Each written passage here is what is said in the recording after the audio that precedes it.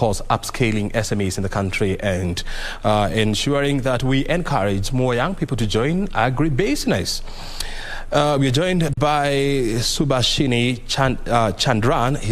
She's the Vice President of Social Impact at Yara Africa. Thank you very much indeed, Subhashini, for finding time to be with us here. Thank you. So why is it very important that, we encourage more young people to join agribusiness? Great question, and very, very sort of relevant for Kenya today. I think maybe I take a step back to share some data which might be familiar to many people, but it's probably good to remind ourselves, O'Brien, that we're a young country. Kenya is a young country. So 75% of the population is under 35. Yeah. And 40 to 50% of that population is engaged in agriculture one way or the other. Not necessarily by choice, but that's where the jobs are in the informal economy. So if we don't find ways to improve incomes within that sector, I think it's going to be very hard for us to address the unemployment problem and decent jobs for youth. And we see agribusiness as an aspirational, positive step that can attract young people.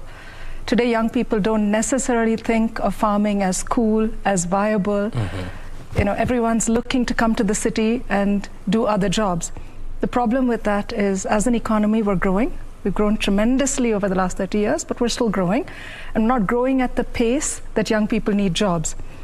But in agriculture, we can find it. So therefore, from where we sit as Yara, as a business in this country that really is betting on the growth of this country, we think that agribusiness can be a very, very good way to attract young people to be more entrepreneurial, rather than go look for salaried jobs.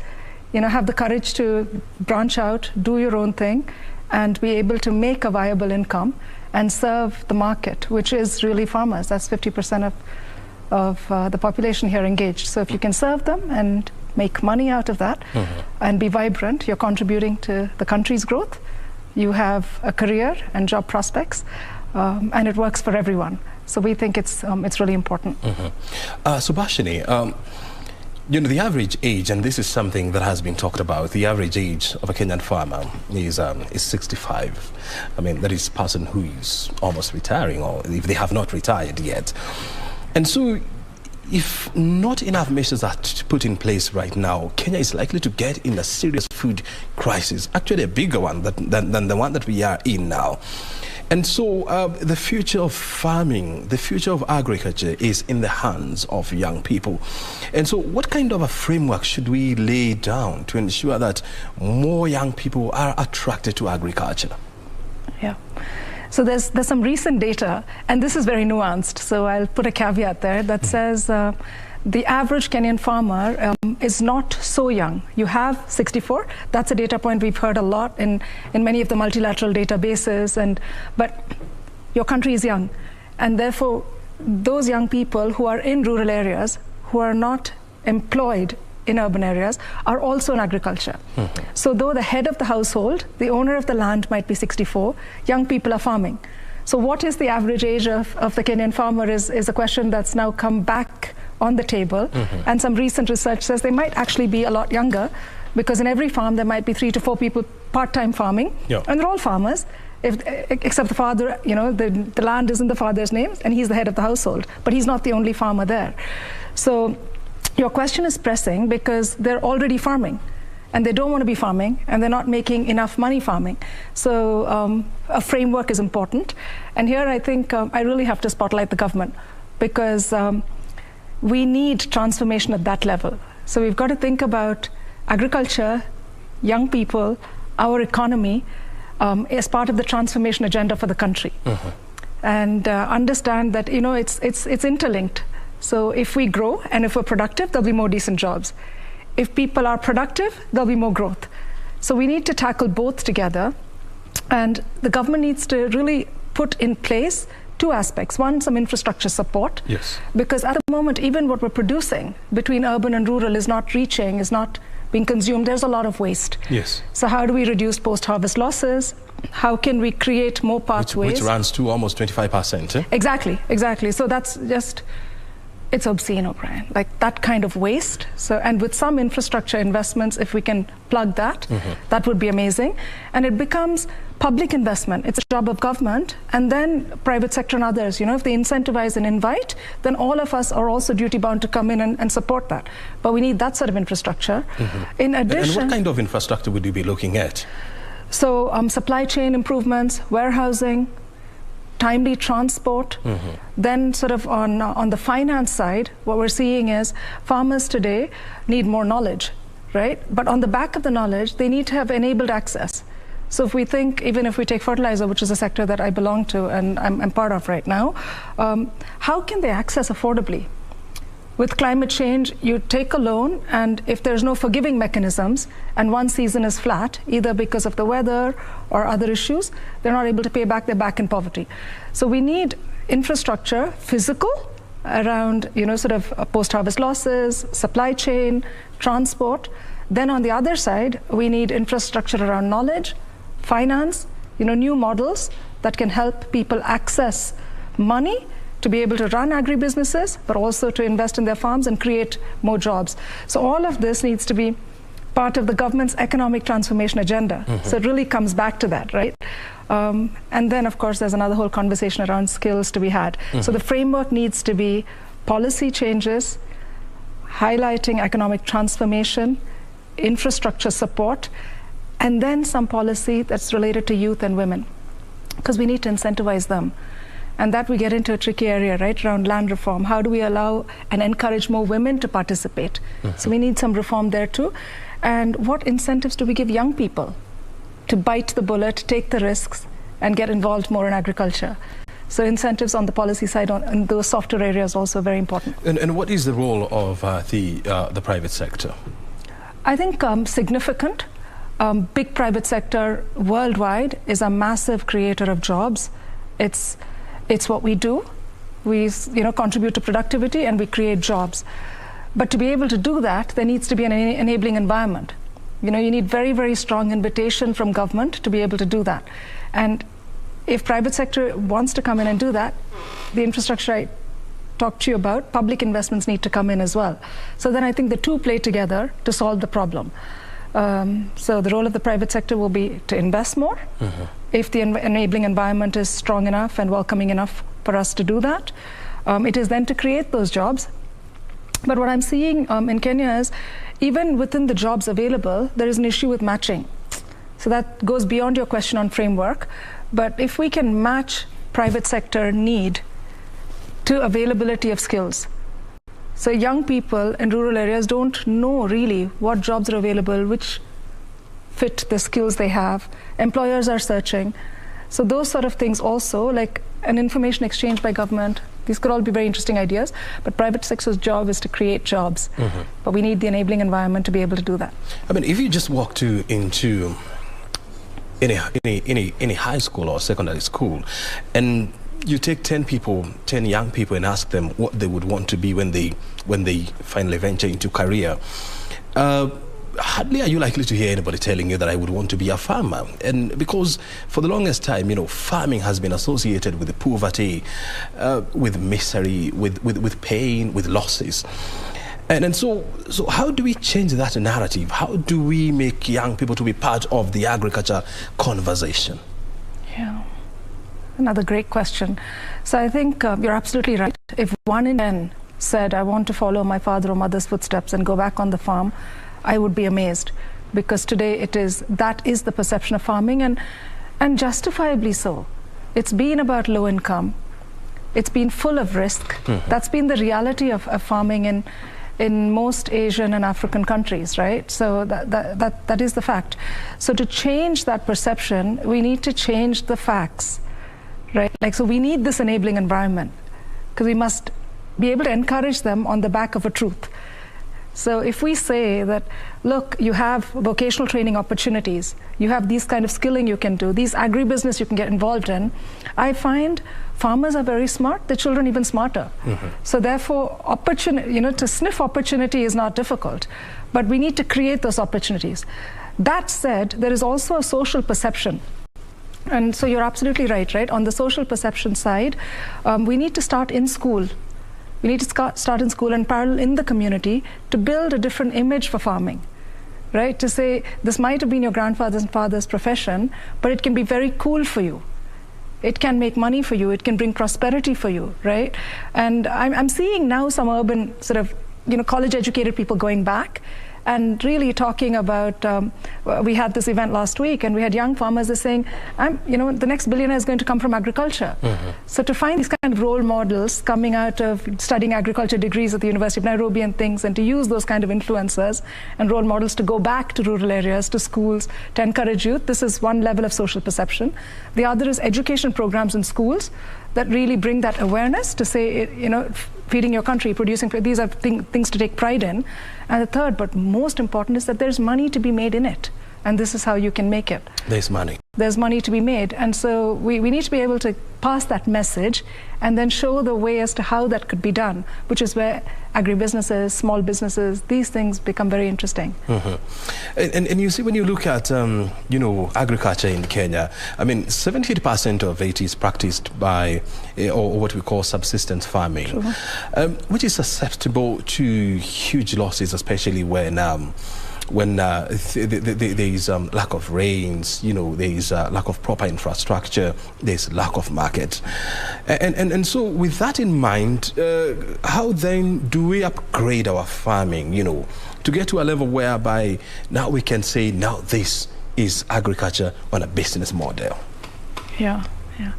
So I think you're absolutely right? The toughest part of this problem is the problem of subsistence farmers.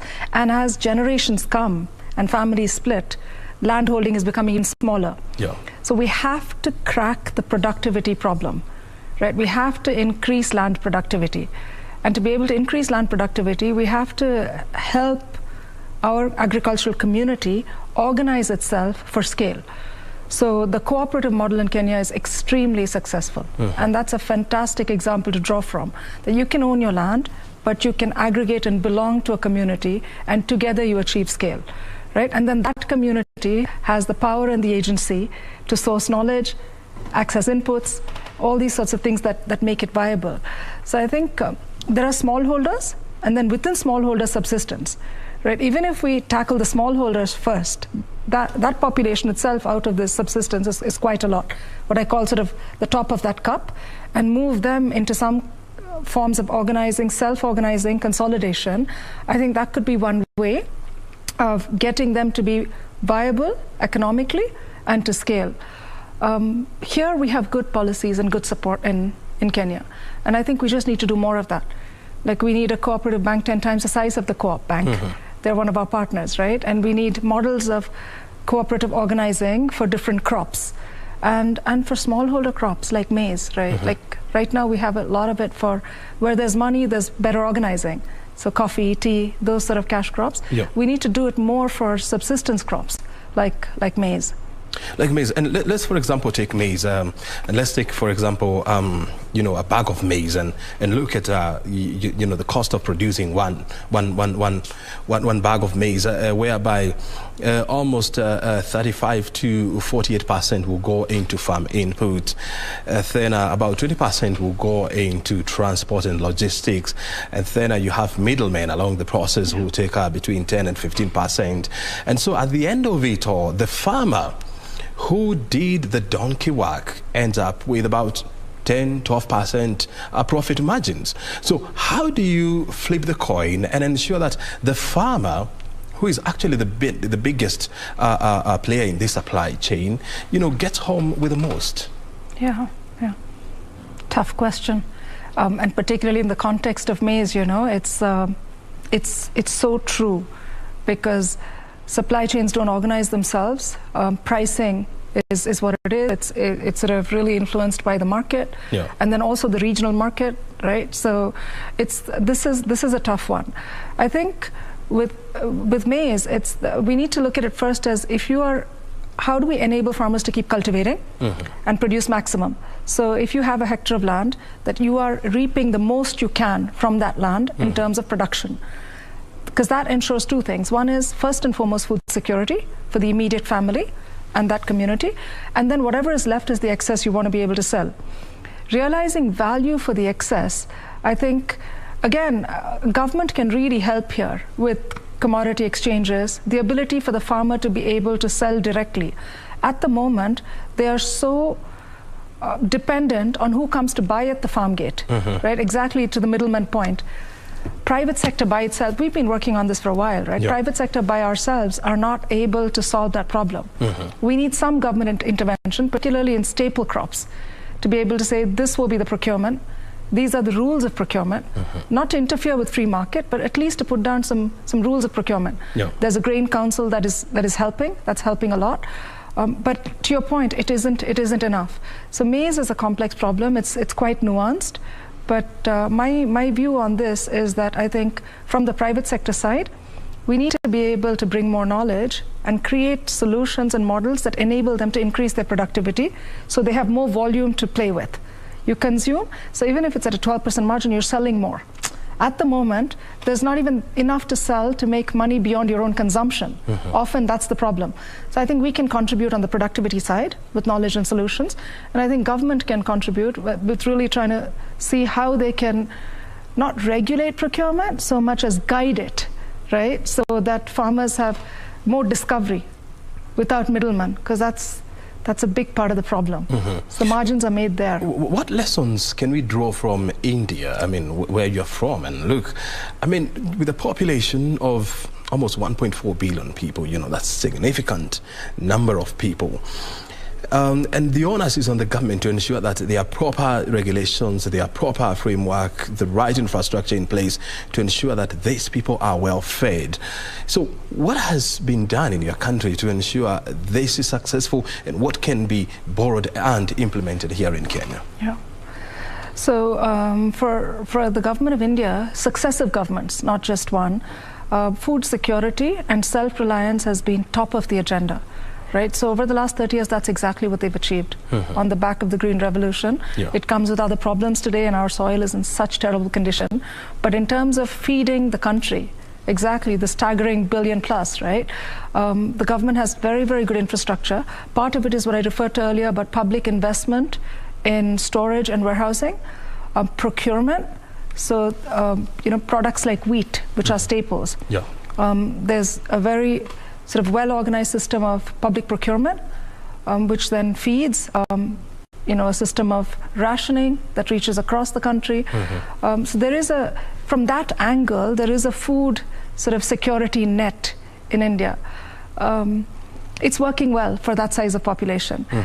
I think Kenya is, it's such a vibrant economy, the government doesn't even need to be that bold, right? It just needs to maybe come halfway towards a solution like that. You have an educated population, you know, you have a very smart population, you have a young population. India has a mix. We also have a young population, it's a much bigger country, the diversity and challenges are many more. I think here the potential is so much. With half that government intervention and support, Kenya will go much further to solve its problems much quicker. I know as Yara Africa, you know, you have launched a leadership academy, you know, whereby you want to upscale the knowledge of young people, and especially when it comes to management of small businesses and how they can venture into agribusiness. What are you telling them? So maybe I'll take a step back and just say why. Because it's in continuation of our conversation. We really think that the jobs are going to be in the agriculture sector for at least another 20-30 years. Right? We're in agriculture, so it's of interest to us, but the jobs are also going to be there.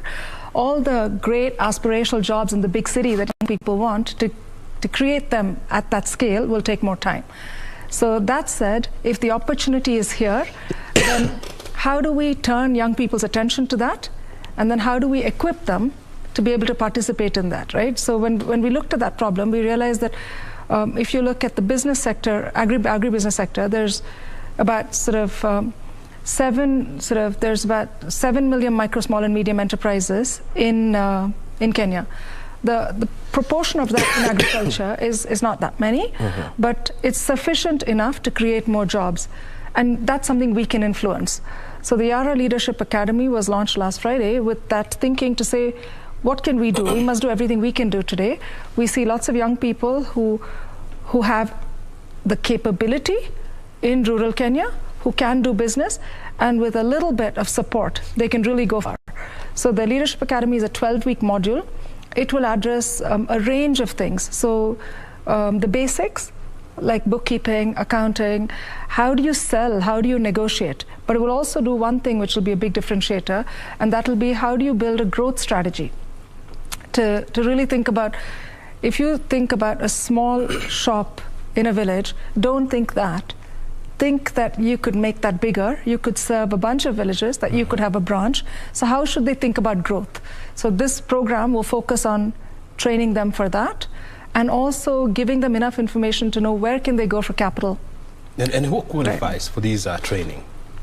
Who will apply? Yeah, who qualifies? Oh, qualifies. So to start with, in 2020, so our ambition in the next couple of years is to really train 3,500 micro, small, medium enterprises. In 2022, the target is 500. And we always say, you know, sort of change has to start at home first. So we're inviting everybody in our channel, anybody in our stakeholder group who might be selling Yara products, who might be trading in those in some way, who might be using them, who might have a business but be interested in doing this. So really our channel first, and focusing on young people and women in our channel to say apply. And the applications opened last Friday. They will go through the 15th of July. And we hope to get about 1,000 applications and select 500. Very good. We want to go to the county of Kirinyaga, where Azimio President, your candidate Raila Odinga is on the microphone. Kutoanzia nursery, primary, secondary mpaka chuo kikuu hakuna karo tena, no school fees. Watasoma bure. Watasema bure, sawa? Hiyo ni mpango wetu sisi kama wanaazimio. Kwa upande mwingine, ile mambo ya ugonjwa. Kwa upande wa ugonjwa, tunaleta mpango unaitwa Baba Care. Sema Baba Care. Baba Care. Baba Care. Baba Care. Baba Care. Baba Care. Itahakikisha kwamba kuna vituo vya matibabu iko karibu na pale watu wanaishi, na ndani yake iko daktari, iko manurses, na kuna vifaa vya kutibu watu na dawa. Sawa? Pili, Wakenya wote watakuwa chini ya bima ya matibabu, a health insurance scheme. Wakenya wote, watoto, vijana, kina mama na wazee watakuwa chini ya bima ya matibabu. Sawa? Ili kiwa kama wako wagonjwa wanapata matibabu hata kama hawana pesa. Sawa? Tumeelewana vizuri? Kwa upande mwingine, wale vijana ambao tunasema wanasoma, wakimaliza kusoma watapata ajira sawa. Pale wanaweza kufanya kazi mzuri, wapate mshahara mzuri, ili waelewe hali yao ya kimaisha na wasaidie wazazi wao. Sawa? Sio kazi ya kusukuma wheelbarrow. Sasa mnataka kusukuma wheelbarrow hii? Mnakataa wheelbarrow? Kama mnakataa wheelbarrow, nione kwa mkono. Wewe mnakataa wheelbarrow?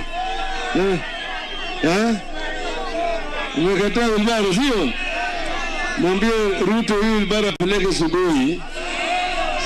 Apeleke wapi? Apeleke wapi? Tumesema tunataka kusaidia wakulima.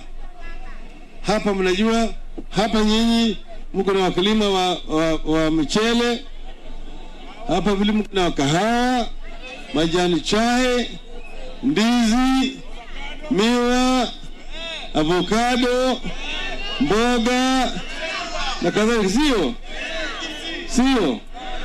Haya yote tunasema nataka kusaidia wakulima kwa upande ya vifaa vya kilimo, pili kwa upande ya mbegu, tatu kwa upande ya mbolea, nne kwa soko, ili wapate soko mzuri kwa mazao yao. Sawa? Ili wakulima wapate haki kulingana na jasho lao. Sio mzuri? Na yale reforms ambayo Bwana Munya alianzisha katika sekta ya chai, sekta ya kahawa, itaendelea mbele. Sitaendelea mbele, si ndio? Ingine ni mambo ya mabarabara ambayo ziko mbaya, zingine huku ndani matope, wakati wa mvua haipitiki, sio? Mimi naita barabara. Mambo ya barabara Kenya hii yote mimi nilichora, sio? Utaona kama barabara yenu hapa zinakuja na kwa nywe. Nyoka nyeusi. Sawa.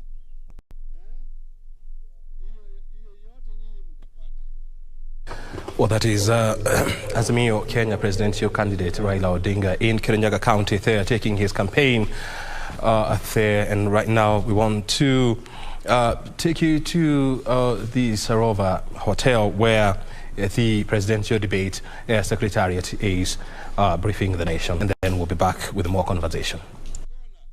To attract over 90% of the voters, and indeed it's an opportunity that each of the candidates should take, because it's the only opportunity where you will talk and you will engage the voters very differently from what you've done in the past, where you've walked in the streets, in the corridors, and the conversation has been one way. These debates will offer you a two-way conversation where you can actually comfortably portray what you can deliver to the Kenyans, and in the process we believe after the debates the viewers and the voters will have different views on the way forward. So again, I would like to thank the Kenya Daima team for agreeing to support this initiative, and it shows that Kenya Daima indeed values and has the best interest of this country at heart. So thank you and welcome again, and to proceed. So I'll invite the President of the Kenya Editors Guild, Churchill, to speak to us. Thank you. Thank you, Steve, Chair of MOA and our leader, as we organize this year's debate series. Our friends from KBC. Well, that is the chairperson of Media Owners Association, Chairperson Stephen Gitagama there, praising the nation on where we in the planned President of Kenya's aid on the presidential dialogue, which is expected to happen later this month. Let's now go back there and listen to the President, Churchill Otieno. Level. Just one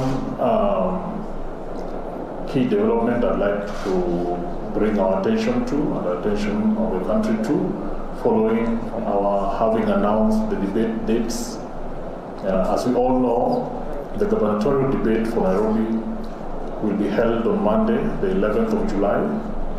That will then be followed by the deputy presidential debate on the 19th. And then finally, the presidential debate on the 26th. Today, we'd like to announce that we will be opening our channels for those Kenyans, and especially voters in Nairobi, who are interested in contributing questions for the candidates who come forth and are looking forward to become Nairobi governor to respond to. Later today, on the debates website, that is debates.co.ke, Kenyans and members of the public will be able to contribute to their questions. Those who prefer WhatsApp or text messages can do so through this number. The number is 0796 560 560. That number again is 07.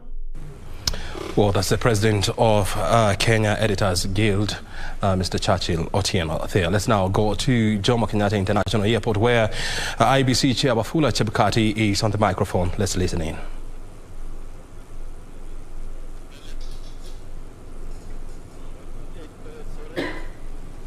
Of which 111 are for Senate, for Governor 9, and for members of National Assembly 8.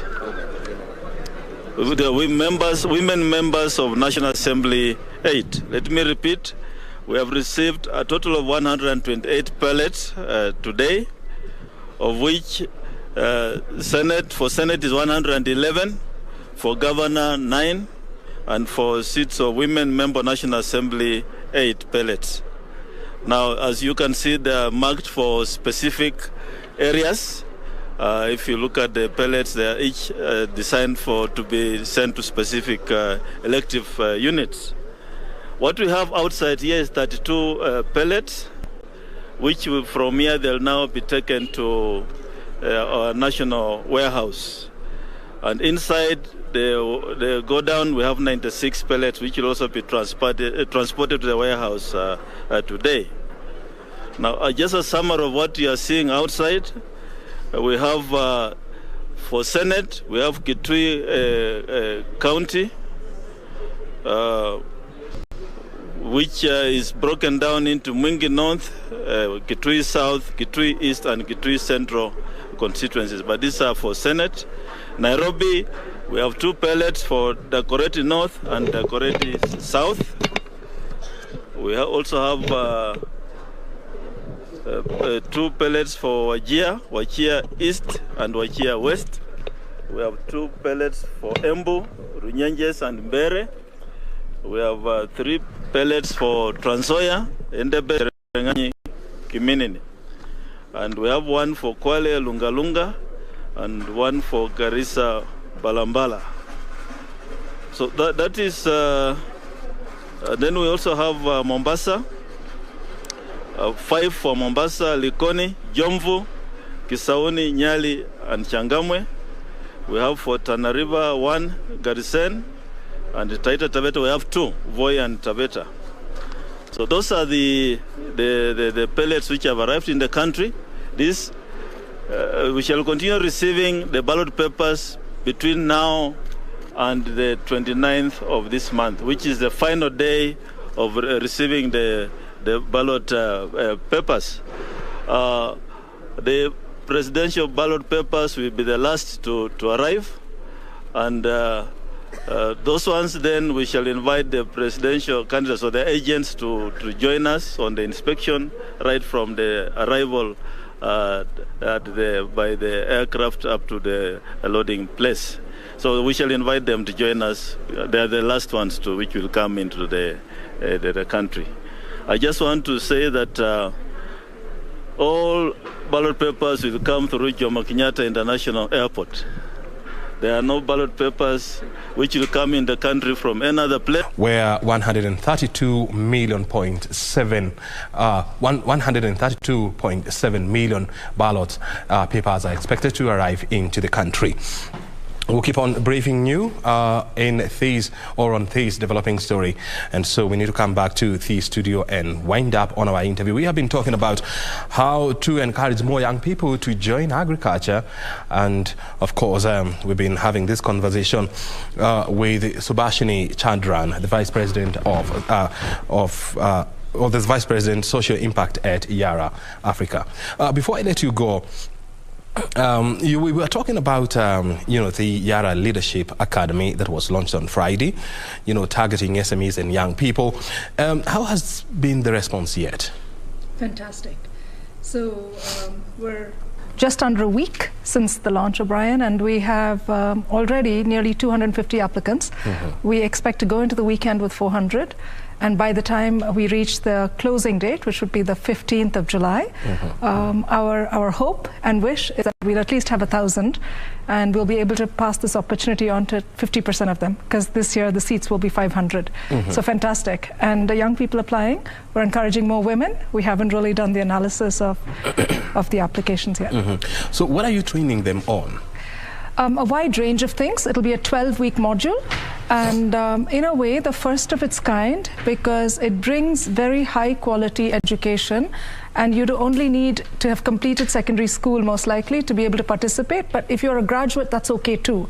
So it will do the basics of business skills, bookkeeping, and all those sort of things. But what will be unique about this is we'll go a step further. We'll teach negotiation. It will also be growth strategies.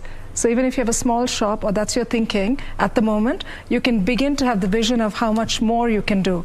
So that'll be unique in this. And it will be free of charge? Completely covered. If you make it, everything's fully paid for. It will be digital. So those are some of the other unique pieces. And in addition to the digitally delivered program, there will also be personal coaching and mentoring.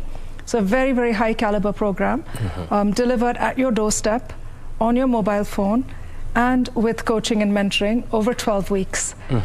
And what do you expect of those people who will be taken through this training?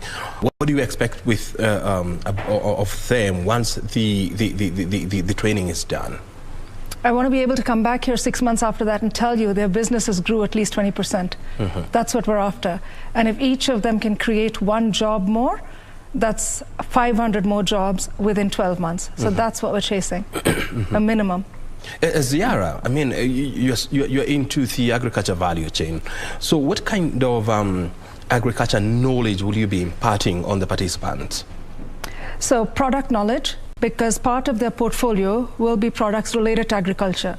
So inputs, crop protection, not necessarily just our own, right? So through partnerships, we'll also bring that.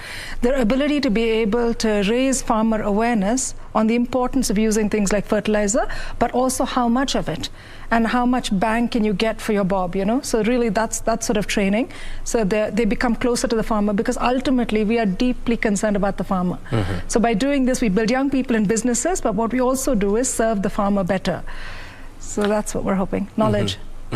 And this, training is open to anyone, as long as you've graduated from high school?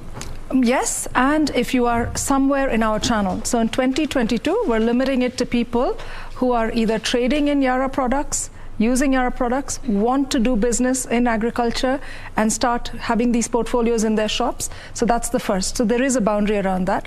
So Yara's extended community is the target pool for 2022 across Kenya. Across Kenya? Across Kenya. If you're an agrovet, if you're trading, you have traded, you want to trade, you can apply.